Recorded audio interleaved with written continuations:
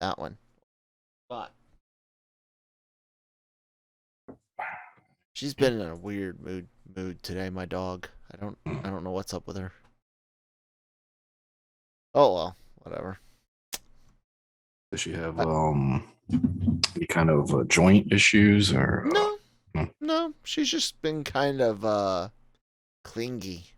Oh, She gets jealous a lot. She is like infatuated with me. I don't know why it's weird. Anyways, you wanna chit chat about some anime? let's do that.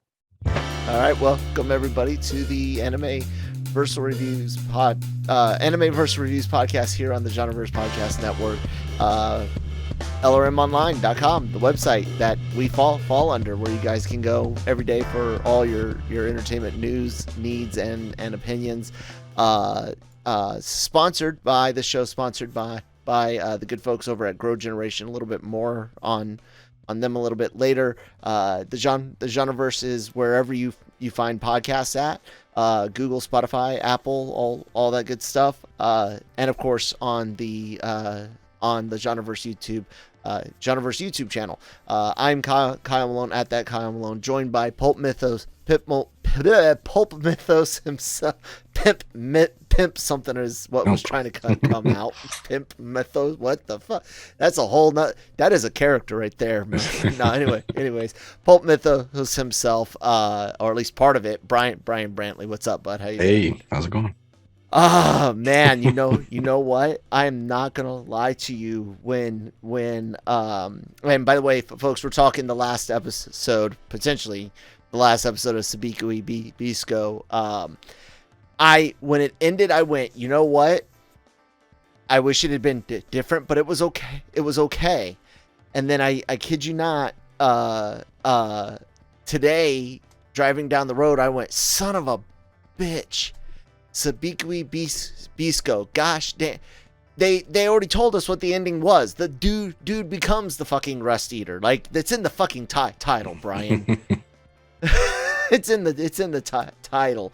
No, man. I had an epiphany about something I've said so many times in our reviews, but I want to get to that a little bit later and just kind of talk about our initial reactions to this final episode. So what'd you think? This is a solid final episode. Mm-hmm. I didn't have any issues with it really. I thought the imagery was great. Everything that it all felt like it had been building towards was this. There was a hell of a line of dialogue. I think, let me see if I can quote it. Was it "I tasted the tongue of a living Yes. god"? Oh my god, that was hot as fuck, dude. That was a great line. Yeah. That was, oh man. I'll tell you what. Tangent on that. They're on a couple of those romance animes Christine and I watch about couples. You know, the slice of life couple animes. Yes, that is something we quite enjoy. One of the hottest things ever in Horimiya, they're trying out these odd flavored candies, right? And the female, the girlfriend character's eating one that's supposed to taste like clay, and her boyfriend steals a kiss real quick, right? And then he gets up and walks off to go get drinks or something. The friend that was sharing the candy with them, she's like, oh man, he stole my candy. And it's just like he stole it with his, during the kiss. That's badass. And then later on in that same show, she goes in their moment right before banging. She's like, there was a fire inside of me, and I wanted more Morimiya, Morimiya to feel it too. And I'm just like, God damn, that's hot shit. And I'll tell you what, tasting the having the tongue of a living god, that topped the cake right there, man. Pawu, that was badass. Chick, way to go. Anyways, continue on. But yeah, and all the way down to the transformation at the end of this, as we had said, this force of nature that was coming to kill everyone. Mm-hmm. Yeah, it all worked, and in the end, that there was also somewhat of a whether it's romantic or not. I think you could almost debate it, but there's almost Hmm. a romance, a love Yeah, story, if you will, between the two leads. And I look at it. Sorry, didn't mean no, to no, I interrupt. said, Go and ahead. it even ends well, and then Hmm. sets up, whether or not they do more or not, I don't know, but Yeah. you at least can say, oh, they're off on an adventure. Hmm. Uh, it reminded me a lot of the like a bit of a exaggeration on the battlefield bromance, if you will. This really seemed to hearken to a lot of stories of soldiers fighting together. That it there's no sexual tension there, but it is a love that is very very very unique and hard to portray, and that's what I felt like they were often trying to do, but also very open to the idea that they could take it down a different route. There's the line Pawu has, if I interrupt my brother now, he'll never forgive me. That But yeah, that was one of, to me, it's funny you brought that. That was one of the stronger lines, what made me think, oh, maybe, I don't know, maybe it is maybe. romantic, but at the same time, it could just be. We know from the past, Milo he's been very very sheltered. He hasn't always had the strongest no voice, and maybe she figures he's wanting to tell Bisco what he tells him, Hmm. without it being romantic. But they left it open, and I'm fine with it. Like I said, man, if they pull some yaoi shit over my eyes through this, I'm whatever. I'm cool. It's been fun. Any other parts of your initial reaction Uh, no, that's yeah, that's before we my initial. break Yeah. down into a few things? Like I said, at first I was like, this is good, but I was a little disappointed that the death didn't stick. But I'll get to my epiphany a little bit later. I wanted to know, man, just like straight up your favorite moments from this, the raw likes from this episode. Oh, the governor being in the on the head, Mm-hmm. and that there was a shot. I think it was before that, when he was shooting his laser. This was like towards the beginning, and I forget who it was, drew their bow and starts firing arrows, hitting the laser beam. There Mm-hmm. was a lot of cool shit like that was really cool. But him being there, and the sort of that confrontation and then that final shot, uh, yeah, that I liked.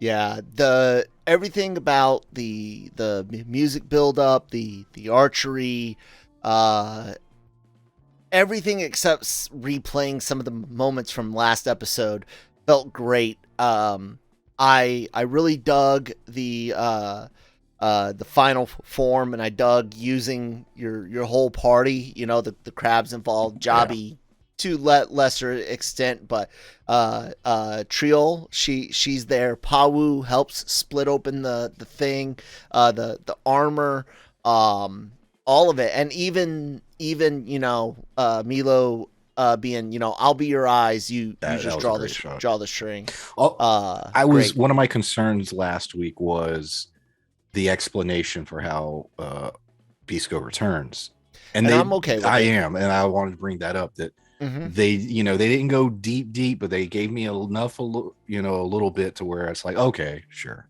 Yeah, that I mean, works. we've seen some fantastical things here, and we mentioned that back theorizing at the end of the 2 episodes ago, when he goes into the rust. It's like, well, if Kurokawa survived, Bisco theoretically could, and the bit with his body having absorbed the Sabikui mushroom makes sense. Um, so yeah, man. Overall, this hit well. I didn't have any real uh issues, other than I was like in my artsy fartsy pants, and I was like, man, I would have left him dead. And anyways, we'll get to that. What about any real dislikes? I think you said none. Only one concern, or did you have any issues with this That was something episode only? I really tried to think about. Was there anything in this specific episode that just rubbed me the wrong way?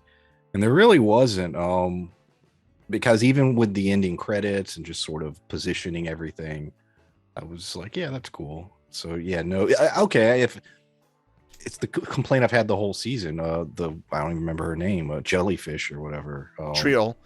I mean, she was there. Yeah, you know what I mean. It's just to me, it's just a weird character at this point because I was like, what? You know, she runs off. She takes some of the mushrooms at the end, and she's like, running, well, she had the manual and told them the point about the pilot and the head and stuff. You know, that's true. So, it's I get it that she's underutilized for the amount of importance she did have because she shows up at important times and does she does some important things. But I'll agree she could have been used a bit more. She almost needed a side story or I don't know. I just felt like it was just sort of underdeveloped. Yeah, I could see that. Yeah, I guess we can wrap it up right there for the break, and then we'll kind of get into because my epiphany fits into my one semi complaint. So let me stop talking and get us over to Grow Generation, guys. Take it away. Actually, I'm doing the commercial today. I loaded it up tonight. Grow Generation, where the pros go to grow. Grow Generation offers the best deals and discounts on the best grow products on the market. Grow Generation serves customers across the nation and carries a wide inventory of renowned cultivation brands. Go to www.growgeneration.com, where the pros go to grow. And thank you guys so much for sponsoring the episode. Ooh, excuse me, as usual. So Kyle's big moment. I'm watching it. Beast Ghost survives. We find out not only does he survive, but dude is near immortal because of the mixture of the Rust Eater and his blood within his body. And I'm sitting there like, man, it's such a cop out for continued adventures, and you guys could have killed him off and really subverted my expectations in a good way. Because neither of us thought he was gonna, go through that. But then I sat there and thought about how many fucking times Goku's died and come back, and how many times I've said throughout these reviews, these last 12 weeks, that this is the most anime of anime, So when I reframed it like that, I was like, no, man, that's what I should have expected. This is an anime. The hero's not gonna die. He's gonna go through some tough times and help his other supporting cast, your Gohans and Vegetas, or in this case your Milos, grow during his absence, which is what happened. And so when I took, like I said, when I took off my artsy fartsy pants and put on my weed pants again, I went, this is fine, man. This is more than fine. This was good. This was fun. You kind of get where at first I was at, and kind of how I rethought about that. Does that make sense? Yeah, definitely. I mean, talking about, you've been saying it this whole time, all the little throwbacks to just anime. There was a shot straight from Akira. Mm-hmm. The way the governor died, I'm like, oh, yep. There you go. So yeah, there's a lot of that in this series, and so yeah, the idea that the protagonist would come back and be in a new form, more powerful, glowing, even. Yeah. And I love the line that he has kind of in the wrap up where he's talking about I have to get rid of the mushrooms or they start growing all over me. It's disgusting. Yeah.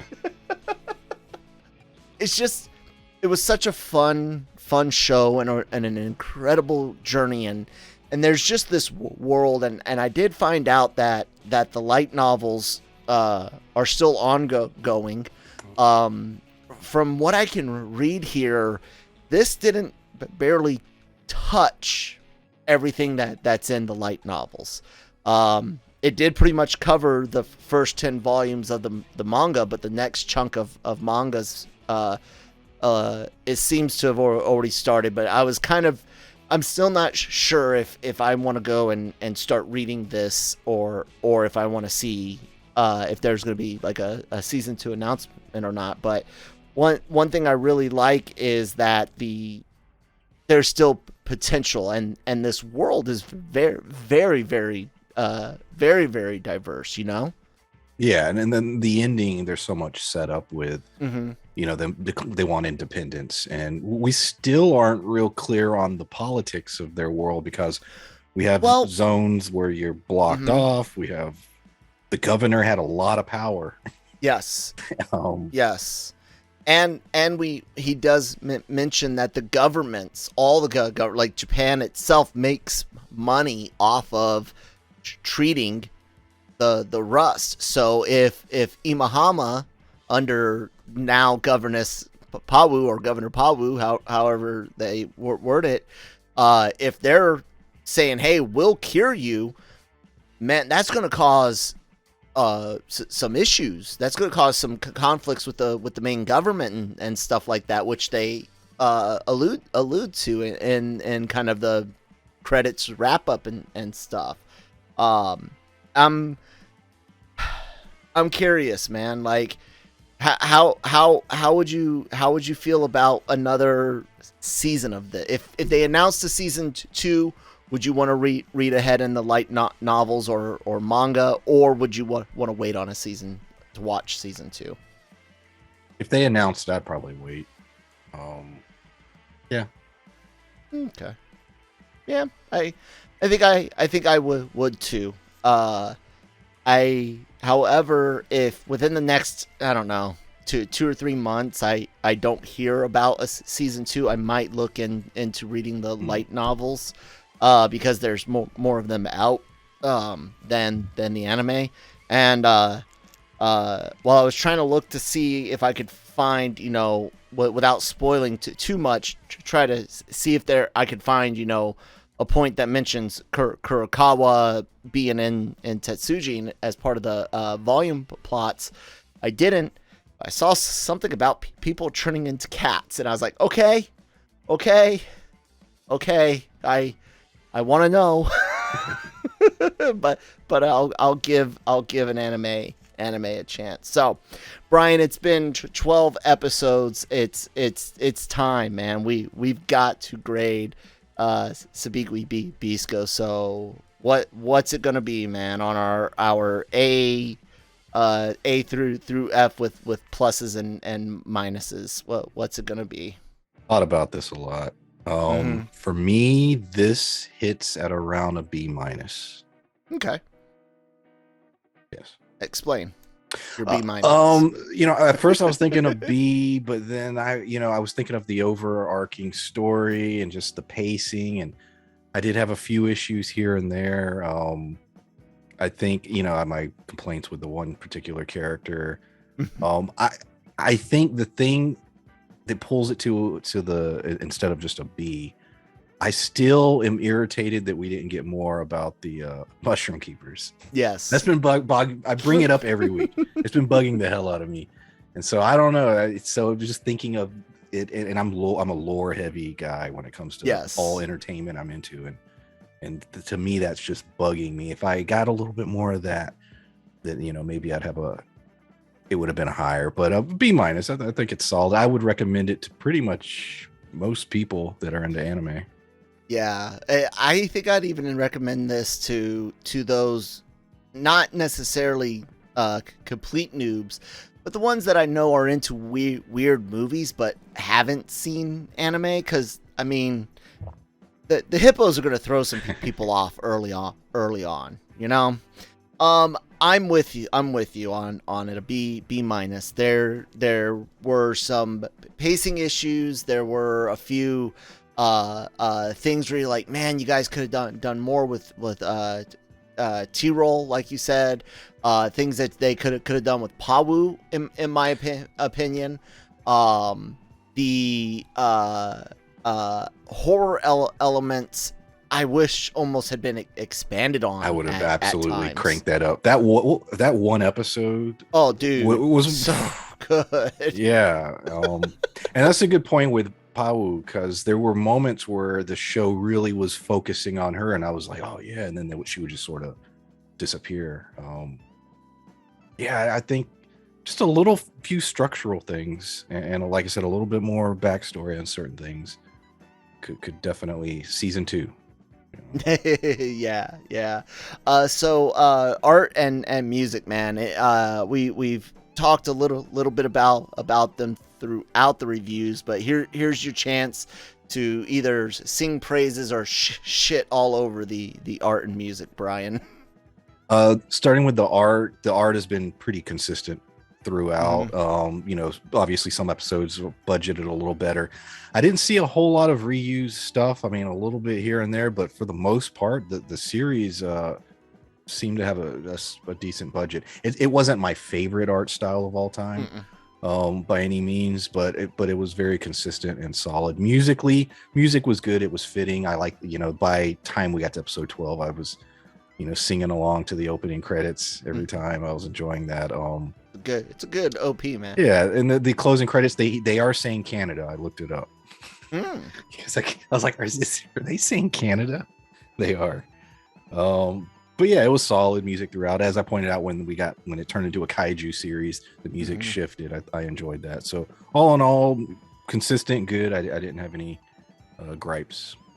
Yeah, I'm right there with you on it. I find the artwork to be very well done. Like you said, not groundbreaking. This is just something that executed everything it needed to do well, man, to where it's like you got to nitpick to really complain. Yeah.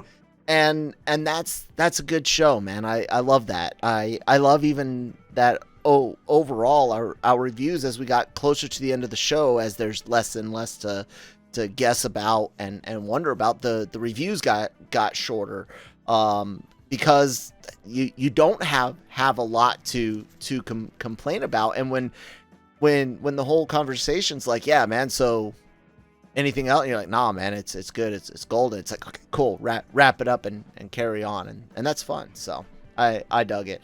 The music, that OP is great. The ending song is fun.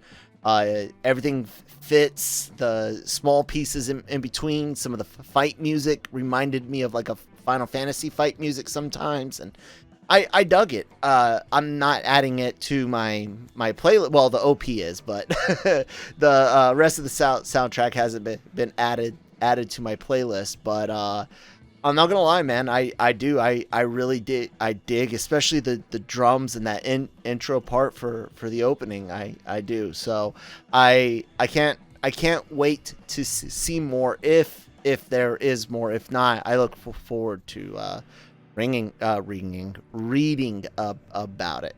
So yeah. Brian, before we wrap up, I believe we mentioned last week about the next show that we're going to be covering, Spy X Family. It seems most people are saying to pronounce the X like you do a high school DxD. I always find pronunciations of when and where we're supposed to pronounce shit weird. But anyways, do you remember, Brian, before the internet, reading comics and novels, and just having to take your best guess at how shit was pronounced? Absolutely. And then years later you say it in front of someone and they look at you like you're a leper and you're like, I had no one to talk to. Don't judge me. 100%, especially fantasy. My God. Yeah. That and Star Wars novels were notorious for that. But so Spy X Family, starting April 9th, if I'm not mistaken. Yes. So Brian has some Pulp Mythos things that he does on weekends, but we are hoping that if it hits here in the U.S., on the 9th as well, that we will be able to potentially record Saturday night for either a Sunday release or Sunday night or a Monday release. The point being is Spy X Family, we're going to be getting to you guys hopefully as quickly as we've gotten these Sabikui Bisco reviews. And yeah, Brian, how you feeling about Spy X Family, man? I'm excited. Switching up genres from what we've been doing a lot lately. So yeah, that should be fun. Yes, Sunday nights will probably be it. You say they'll go up on Saturdays? It seems it's either. I think they'll be on Saturday. Yeah. Okay. Yeah. So. Yeah. I'm excited. Cool. With that, we will have potentially a Brian. Can you get Mushoku Tensei in? I'm halfway. I can't. Yeah, you finished 12, right? No, I'm on 12. Okay. Yeah. You're on 12. Yeah. There's 23 total. Yeah, I should be able to. I should. Yes, I'll be able to finish it. Because if you can finish it by next Tuesday, we could review Tensei. Yeah, we'll shoot for that. Yeah. Okay, so guys, you might get lucky and get an extra episode talking about a show that wrapped up for a while. But I can tell you this, Brian is a fantasy whore, like big into it, big Final Fantasy guy, big Dark Souls guy, big Dark Souls like games. I don't remember which one you like more, Demon or Dark or whatever the fuck. But anyways, he'll be able to bring in some insights that are beyond myself, who's just a casual fantasy guy. And hopefully Christine, if she can ever come back, she's been doing better, but who is more like in between. She reads fantasy and stuff like that, but she does not go lore hunting as Brian does. And I'm excited for you to finish that up, because dude, whew, you know how when creators really get angry at themselves and they take it out on their characters? That's all I'm gonna say. So guys, that's what we got coming up in the future. Spy X Family, and then potentially Mushoku Tensei coming up next week as a slight filler. With that, let's transfer over to the closeout. That's the podcast network right there on Spotify, but it's everywhere. We got great shows like Marvel Multiverse Mayhem. We will be starting our Moon Knight reviews. Those will be coming out on Thursdays. We're recording Wednesday night to give you guys that on Thursday. So subscribe or follow on your favorite podcast app, Breaking Geek Radio. The podcast will hopefully be making the transition into video finally. Excuse me, yours truly will try to engineer or produce, however you want to word the act of running OBS while someone else talks, and bring the Breaking Geek crew to video on YouTube, but they'll also be available as always on audio, talking about movie reviews and general news, Star Wars news on the Cantina, ranking the Genreverse every couple of weeks. I get one of those out because it takes a long time to do. The next one's going to be me ranking the Skywalker Saga, 9 numbered Star Wars movies.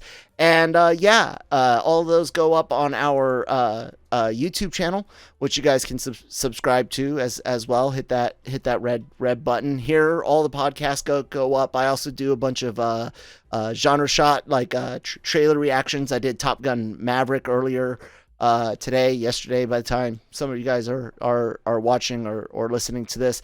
So subscribe there, check those out.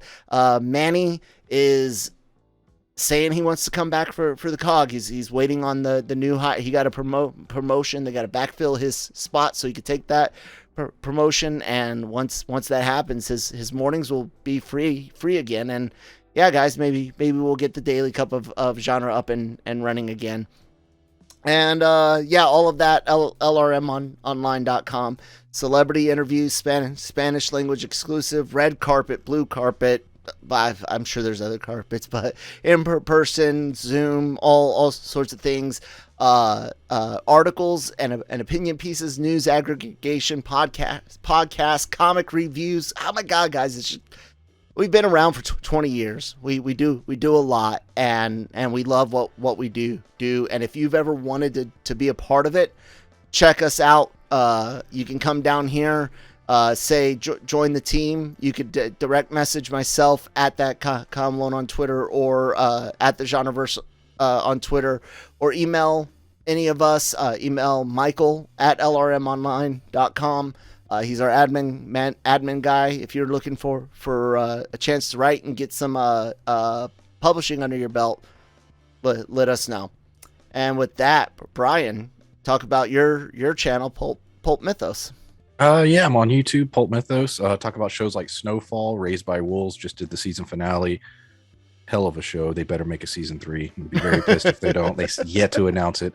But yeah, all kinds of stuff coming up in next month. A lot of HBO stuff, so check it out. It's a very popular video for you already. Yes. Yeah. So guys, check out Brian's channel. Hit his red subscribe button as well. Yeah, man. That's it, Brian. We're done. Anything else? Nope. All right, guys. We'll see you either for Tensei or Spy X Family, but we'll see you right here, Animeverse Reviews on the Genreverse Podcast Network. Bye.